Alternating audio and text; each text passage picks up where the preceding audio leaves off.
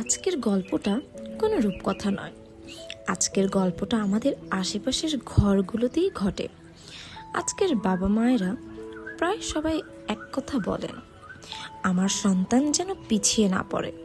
কিন্তু প্রশ্ন হলো, পিছিয়ে পড়া বলতে আমরা আসলে কি বুঝি? কম নম্বর, অন্যের চেয়ে আলাদা হওয়া, নাকি আমাদের স্বপ্নের সঙ্গে না মেলা? এই প্রশ্নের উত্তর খুঁজতেই আজকের গল্পটা বলছি। বনের রাজা সিংহ একদিন ঢাকঢোল পিটিয়ে ঘোষণা করল, এই বনে আর কোনো শিশুকে নিরক্ষর রাখা যাবে না। একই শিক্ষা, একই পরীক্ষা, একই সার্টিফিকেট, সবার জন্য বাধ্যতামূলক।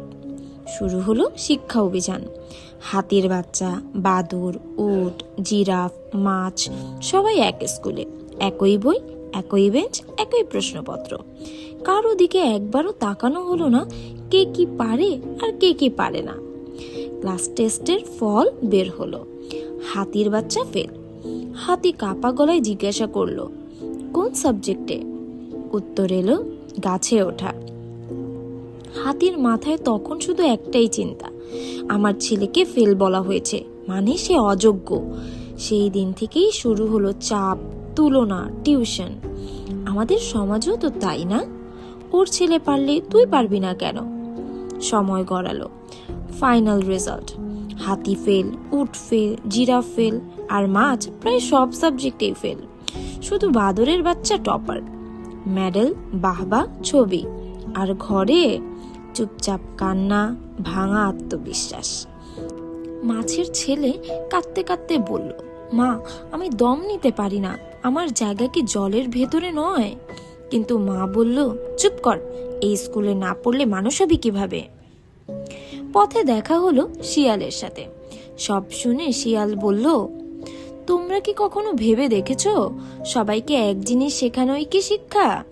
হাতি ভাইয়া, তোমার শক্তি গাছে ওঠার নয়, তোমার শক্তি তোমার সুরে। তুমি সুর দিয়েই সবচেয়ে ভালো ফল টিপে রেখেতে পারো। উট ভাইয়া, তোমার ক্ষমতা তোমার সহনশীলতায়, তুমি তোমার মাথা দিয়েই সবচেয়ে ভালো পাতাটি চিবিয়ে খেতে পারো। আর মাছ বোন, তোমার সন্তান যদি গাছে ওঠার চেষ্টায় মারা যায়, তার দায় কার?